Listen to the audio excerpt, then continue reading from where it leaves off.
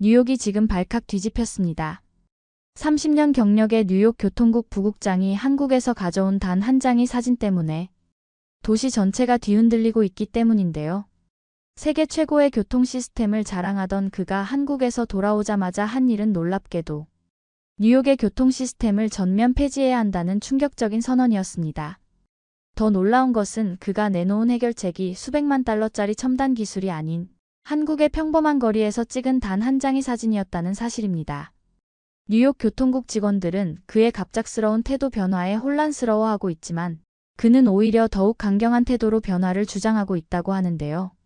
대체 이 사진 속에는 어떤 모습이 담겨 있길래 뉴욕의 자존심이라 불리던 그가 이토록 큰 충격을 받은 걸까요? 더욱 궁금한 점은 그가 한국에서 보고 온 것이 정말 우리가 알고 있는 그 한국이 맞는지도 의문이 듭니다. 뉴욕의 교통 시스템을 뒤흔든 그 충격적인 진실, 지금 바로 함께 확인해 보실까요? 그리고 영상 제작에 힘이 될 수 있도록 좋아요 버튼 한번 눌러주시면 감사하겠습니다. 안녕하세요. 저는 뉴욕시 교통국 부국장 데이비드 콜린스입니다. 30년간 뉴욕의 교통 시스템을 완벽하게 만들기 위해 헌신했죠. 하지만 오늘 이 자리에서 충격적인 고백을 하려고 합니다. 회의실 안은 무거운 침묵이 흘렀습니다. 저의 동료들은 평소와 다른 분위기를 감지했는지 불안한 눈빛으로 서로를 바라보고 있었죠. 창밖으로는 맨해튼의 전형적인 출근 시간 교통체증이 보였습니다. 우리의 교통 시스템은 완전히 실패했습니다. 제 말이 끝나기가 무섭게 회의실이 발칵 뒤집혔습니다. 누군가는 의자에서 벌떡 일어났고 또 다른 이는 커피를 쏟았죠. 30년 동안 뉴욕 교통 시스템의 우수성을 주장해 온 제가 이런 말을 하리라고는 아무도 예상하지 못했을 겁니다. 데이비드, 당신 미쳤어요? 지난주까지만 해도 우리 시스템이 세계 최고라며? 마이클 부장의 목소리에는 당혹감이 가득했습니다. 맞습니다. 제가 미쳤을지도 모르죠. 하지만 한국에서 본 그 광경은 저의 모든 신념을 뒤흔들어 놓았습니다. 주머니에서 사진 한 장을 꺼냈습니다. 지난주 한국 출장에서 찍은 사진이었죠.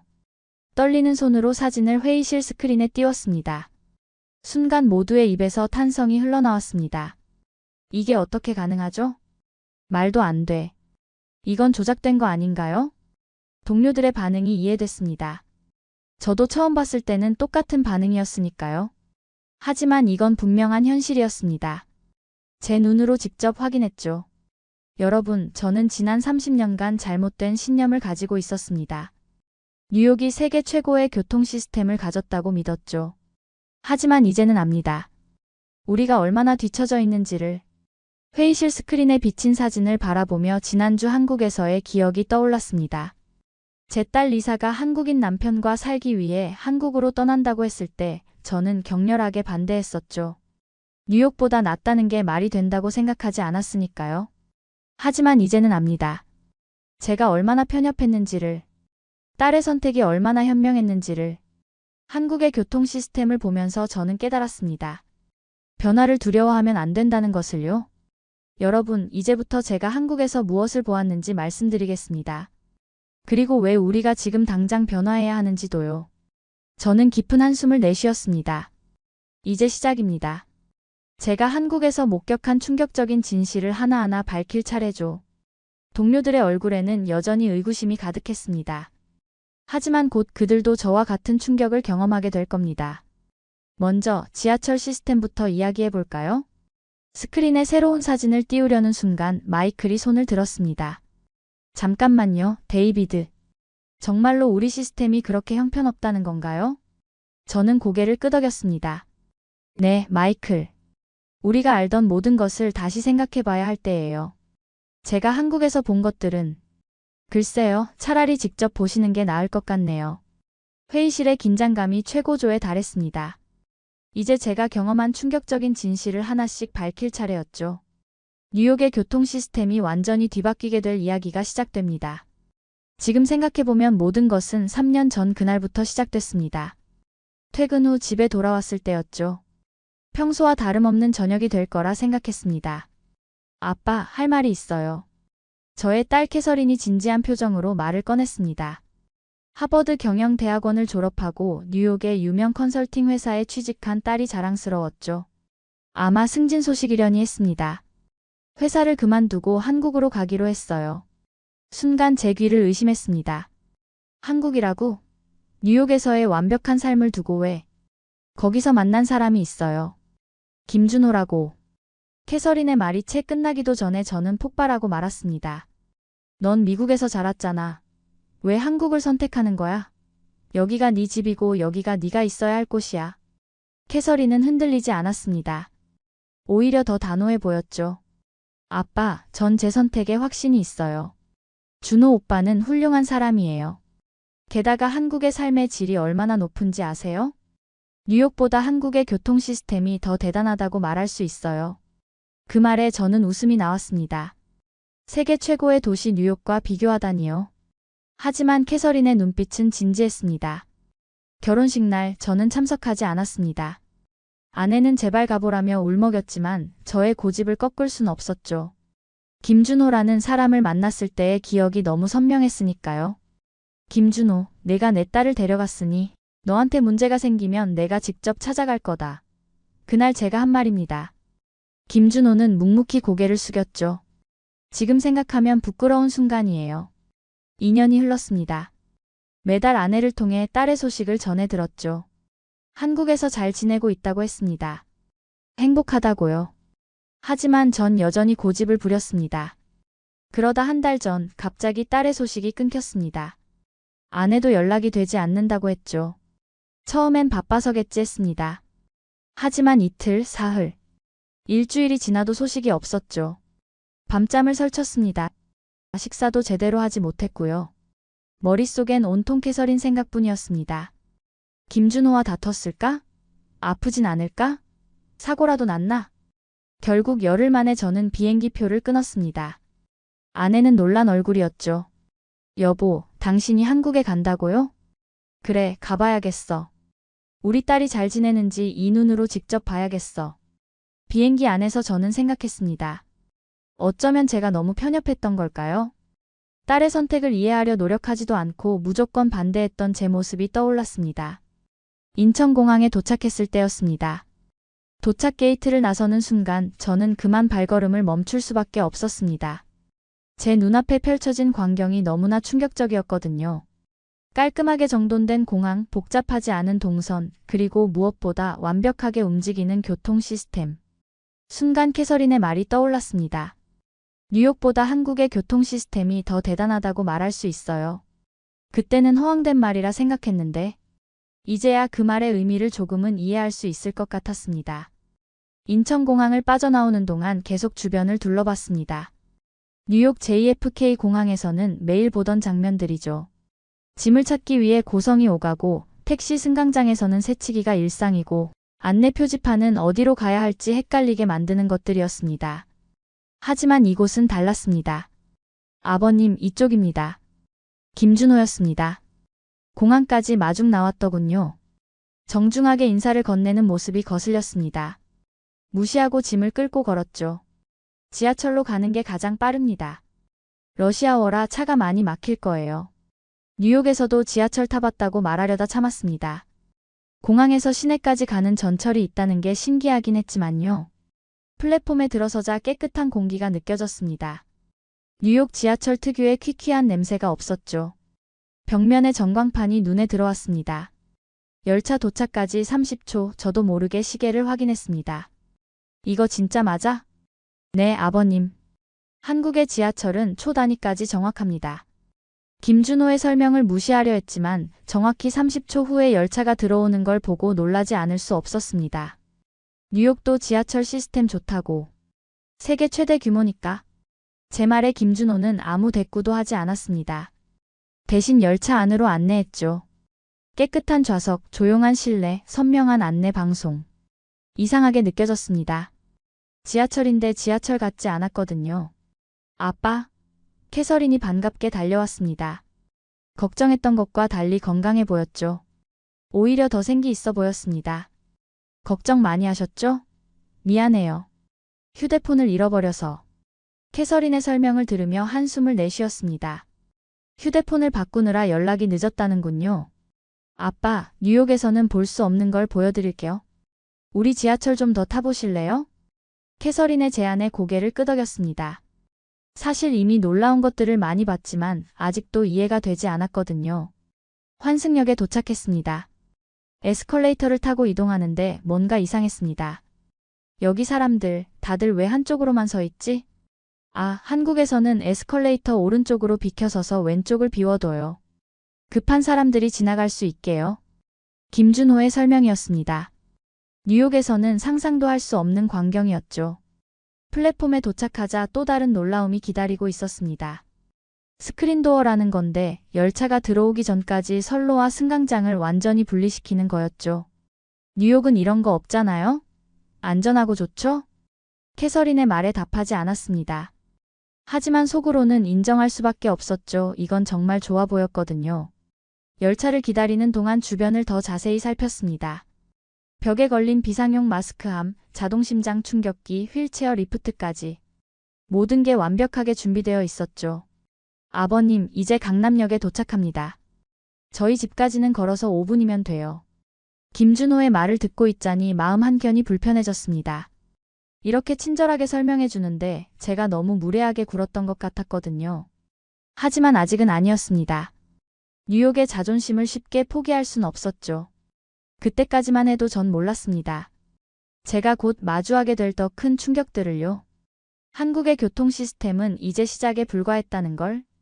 다음 날 아침 캐서린과 김준호의 제안으로 출근길 지하철을 함께 타보기로 했습니다. 뉴욕의 러시아워를 수없이 겪어본 제게는 그저 또 다른 지옥철 체험이 될 거라 생각했죠. 열차에 올랐을 때 첫 번째 놀라움이 찾아왔습니다. 만원 지하철인데도 고성이 들리지 않았거든요. 다들 조용히 스마트폰을 보거나 졸고 있었습니다. 아버님, 이쪽 자리가 비었네요. 김준호가 자리를 양보했지만 전 고개를 저었습니다. 옆에서 캐서린이 속삭였죠.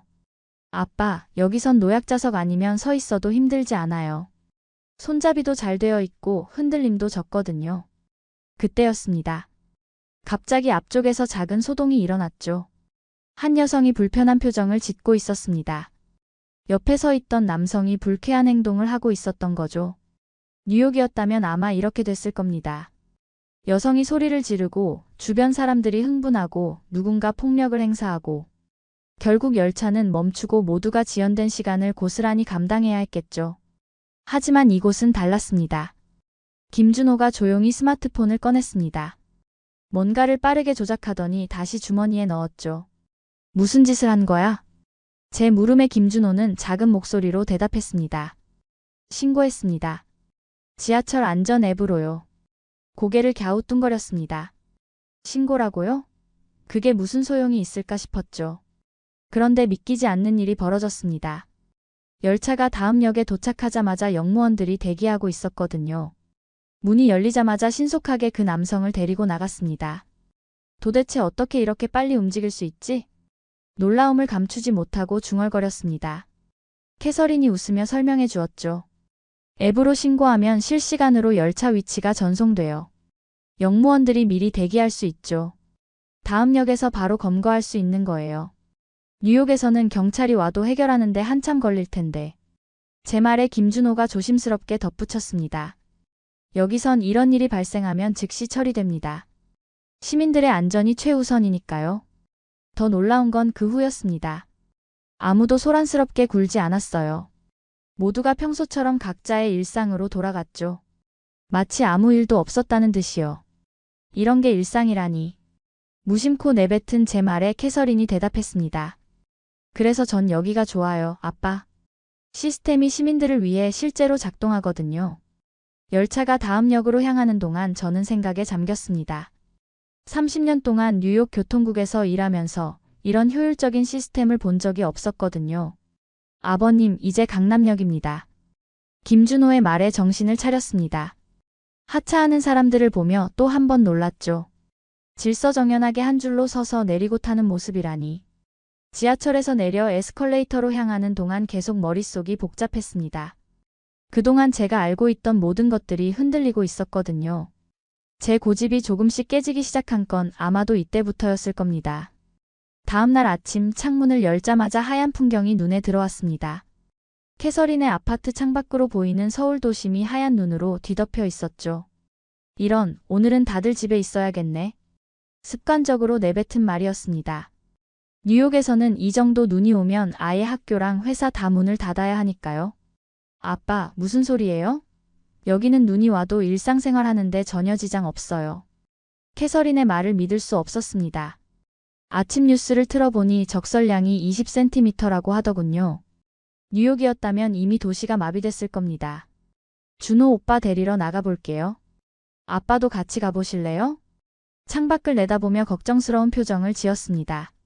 이 눈에 어떻게 차가 다닐 수 있겠어? 하지만 아파트 현관을 나서자마자 놀라지 않을 수 없었습니다. 도로가 거의 깨끗했거든요. 새벽부터 제설 작업이 이루어졌다고 하더군요. 더 놀라운 건 아파트 단지 아니었습니다. 주민들이 자발적으로 나와 눈을 치우고 있었어요. 특히 할아버지들이 앞장서서 삽질을 하고 계시더군요. 미국에서는 절대 볼 수 없는 광경이야. 중얼거리는 제 말에 캐서린이 설명을 덧붙였습니다. 여기는 자기 집 앞은 자기가 치우는 게 당연하대요. 특히 어르신들은 새벽부터 나오셔서 이웃을 위해 봉사하신다고 해요. 김준호를 만나러 가는 길 지하철역으로 향했습니다. 솔직히 지하철이 제대로 운행될 거라고는 생각하지 않았죠. 뉴욕에서는 눈만 와도 지하철 신호체계가 망가지고 선로가 얼어붙어 운행이 중단되니까요. 하지만 이곳은 달랐습니다. 도대체 어떻게 된 거지? 역사 안으로 들어서자 평소와 다름없는 모습이었습니다. 전광판의 도착 시간도 정확했고 사람들도 평소처럼 분주히 움직이고 있었죠. 아버님. 김준호가 도착했습니다. 출근복 차림이었죠. 이런 날씨에도 회사에 가는 거야? 네, 당연하죠. 오히려 이런 날은 더 일찍 출발해서 여유 있게 가요. 발걸음을 옮기는 동안 계속 주변을 관찰했습니다. 제설제가 뿌려진 인도, 눈을 치우는 상점 주인들, 이른 아침부터 움직이는 제설 차량들. 뉴욕에서는 이 정도 눈이 오면 도시가 완전히 마비돼요. 제설 작업도 늦어지고 교통사고도 많이 나고 결국 다들 집에서 기다리는 수밖에 없죠. 제 말에 김준호가 조심스럽게 대답했습니다. 여기는 제설 시스템이 체계적으로 갖춰져 있습니다. 기상청 예보가 나오면 미리 제설제도 뿌리고 차량도 대기시키고 주민들도 자발적으로 참여하고요. 사거리에 멈춰 섰을 때였습니다. 제설 차량이 질서정연하게 움직이며 눈을 치우는 모습이 보였죠. 뉴욕에서는 제설 차량끼리 엉키고 서로 방해가 되는 경우가 많았는데 이곳은 마치 안무라도 짠 것처럼 움직이고 있었습니다. 이게 가능한 거였어? 무심코 내뱉은 말이었습니다. 30년간 교통국에서 일하면서 늘 고민했던 문제였거든요. 폭설이 내릴 때마다 뉴욕은 마비됐고 그때마다 저는 해결책을 찾으려 애썼었죠. 하지만 해결책은 이미 여기 있었나 봅니다. 체계적인 시스템과 시민들의 자발적인 참여. 이 조화가 이런 기적을 만들어내고 있었던 거죠. 한국에서의 충격적인 경험을 안고 뉴욕으로 돌아왔습니다. 하지만 운명이 저를 시험하려는 걸까요? 도착하자마자 뉴욕에 기록적인 폭설이 몰아쳤습니다. 아침부터 비상 연락이 쏟아졌습니다. 지하철 신호체계가 마비되었다. 도로가 통제되었다. 제설 차량이 부족하다. 한숨이 절로 나왔죠.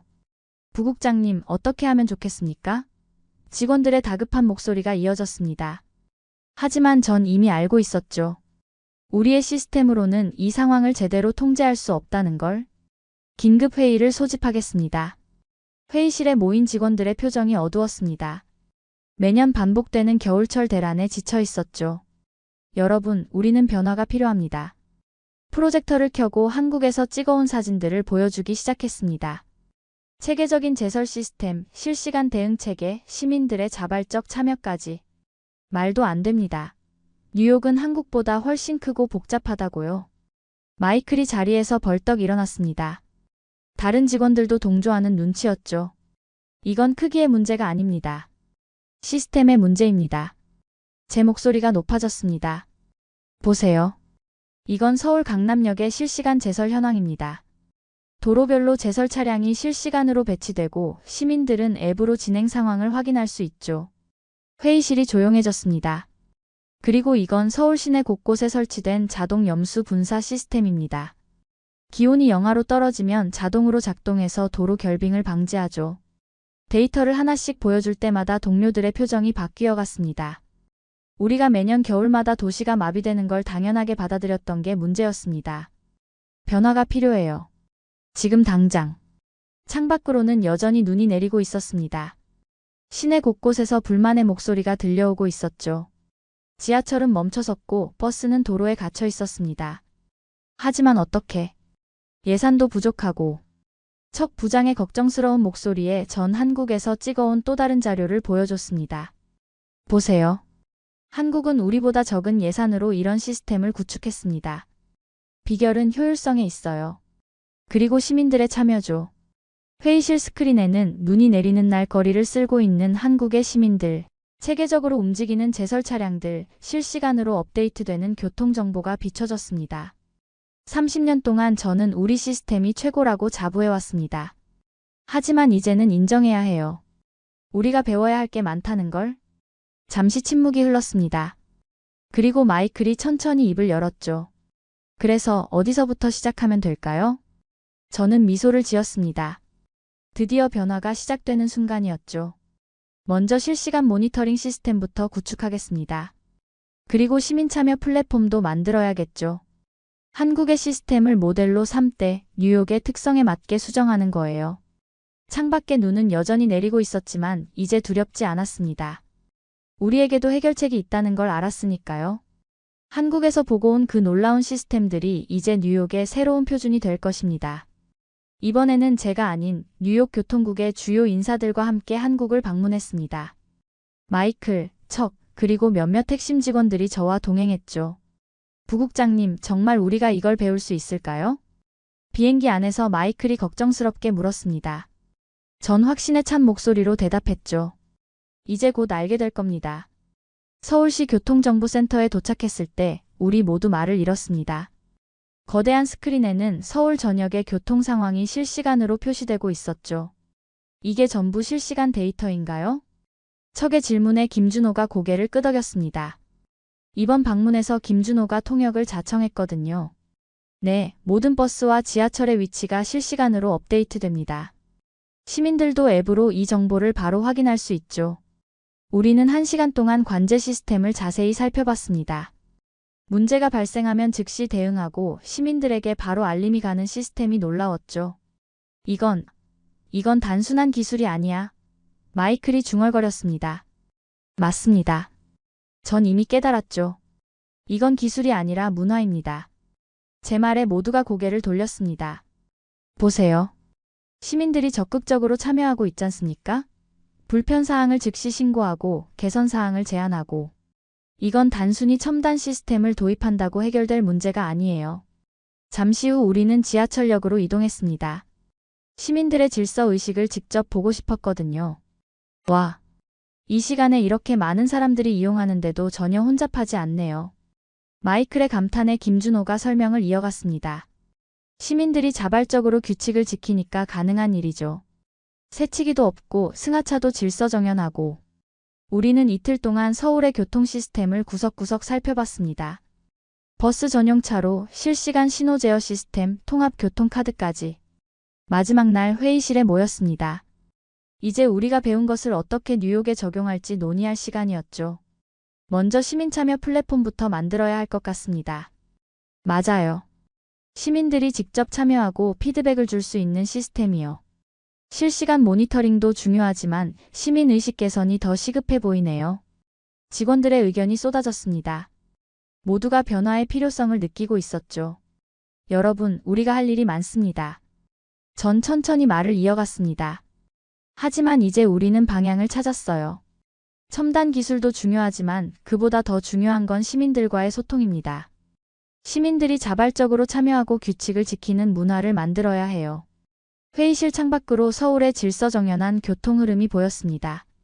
이제 우리도 이런 모습을 만들 수 있을 거란 확신이 들었죠. 뉴욕으로 돌아가면 바로 시작합시다. 시민 참여 플랫폼 구축부터요. 모두가 고개를 끄덕였습니다. 이제 우리도 변화할 준비가 된 것 같았죠. 한국의 시스템을 배우러 왔다가 결국 우리가 배운 건 시민과의 소통이었습니다. 6개월이 지났습니다. 뉴욕 교통국의 분위기는 완전히 달라졌죠. 한국의 시스템을 기반으로 한 시범 운영이 시작되었고 시민들의 반응은 예상보다 훨씬 좋았습니다. 부국장님, 시민 참여도가 놀랍게 높아지고 있습니다. 마이클이 들뜬 목소리로 보고했습니다. 새로 도입한 교통정보 앱의 다운로드 수가 100만을 넘어섰다는 소식이었죠. 시민들이 직접 제보한 정보들 덕분에 실시간 대응이 가능해졌어요. 출근 시간대 지하철 지연도 30%나 줄었습니다. 변화는 생각보다 빠르게 일어나고 있었습니다. 물론 아직 한국의 수준에는 미치지 못하지만 우리도 그 방향으로 한 걸음씩 나아가고 있었죠. 아빠, 정말 대단해요. 화상통화로 캐서린이 기뻐했습니다. 요즘은 매주 화상통화를 하고 있었죠. 더 이상 사위를 피하지 않았고 오히려 그의 조언을 구하기도 했습니다. 준호야. 오늘은 특별히 사위에게 할 말이 있었습니다. 미안하다. 내가 편견을 가지고 있었어. 화면 속 김준호의 눈이 커졌습니다. 제 사과를 예상하지 못했나 봅니다. 네가 맞았어. 한국은 정말 대단한 나라야. 이제야 그걸 제대로 알게 됐다. 잠시 침묵이 흘렀습니다. 그리고 김준호가 따뜻한 미소를 지으며 대답했죠. 아니에요, 아버님. 모든 나라가 각자의 장점이 있죠. 우리는 서로에게서 배울 수 있는 거예요. 눈시울이 붉어졌습니다. 제가 그동안 얼마나 편협했는지 새삼 깨달았거든요. 캐서린아, 아빠가 미안해. 내 선택을 이해하지 못했구나. 캐서린이 울먹이며 고개를 저었습니다. 아니요, 아빠. 오히려 감사해요. 아빠 덕분에 뉴욕이 이렇게 변하고 있잖아요. 다음 주에 있을 시민 참여 캠페인 포스터를 바라봤습니다. 당신의 참여가 뉴욕을 바꿉니다. 뉴욕 시민들의 의식도 조금씩 변하고 있었습니다. 지하철에서 새치기 하는 사람이 줄었고 버스 전용 차로를 침범하는 차량도 감소했죠. 작은 변화들이 모여 큰 변화를 만들어가고 있었습니다. 아버님, 다음 달에 뉴욕에 출장 가는데 시간 되시면 식사라도 할까요? 김준호의 제안에 얼른 고개를 끄덕였습니다. 그럼 이번엔 내가 한국 식당으로 모시지. 웃음이 터져나왔습니다. 전에는 상상도 못했을 일이죠.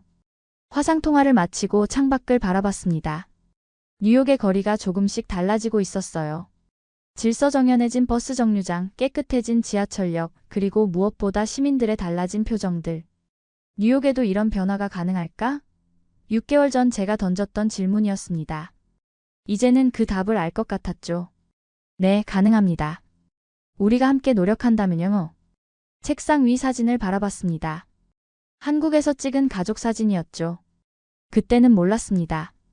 제 편견을 깨는 여정이 결국 가족의 화해로 이어질 거라는 걸. 그리고 그 과정에서 뉴욕이 더 나은 도시로 변화하게 될 거라는 것도요. 이제 시작입니다. 뉴욕의 새로운 변화는 이제 막 첫걸음을 뗐을 뿐이니까요. 오늘의 사연은 어떠셨나요? 오늘의 감동 나누기 사연이 의미 있다고 생각하신다면 좋아요를 눌러주세요. 1초 밖에 안 걸리지만 좋아요를 한번 눌러주시면 감동 나누기에서 더 좋은 사연을 소개해드리는데 큰 힘이 된답니다. 긴 영상 시청해주셔서 감사합니다. 오늘도 행복한 하루 보내세요.